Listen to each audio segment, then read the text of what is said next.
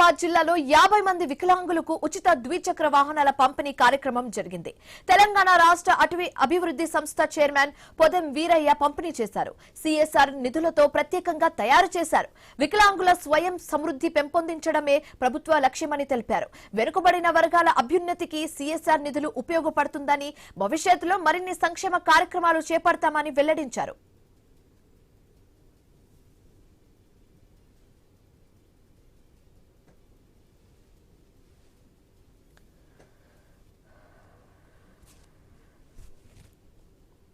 ఇక్కడ ఉన్నటువంటి వికలాంగులకు అందరికీ కూడా 50 ఉచితంగా మా కార్పొరేషన్ ద్వారా సిఎస్ఆర్ ఫండ్ అని ఉంటుంది.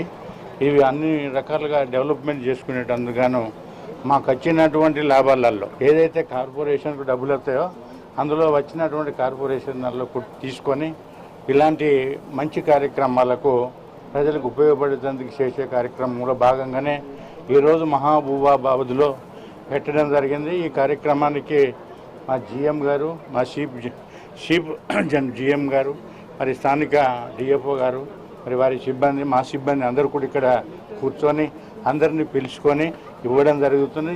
ఈరోజు చాలా సంతోషకరమైన దినంగా నేను భావిస్తున్నాను.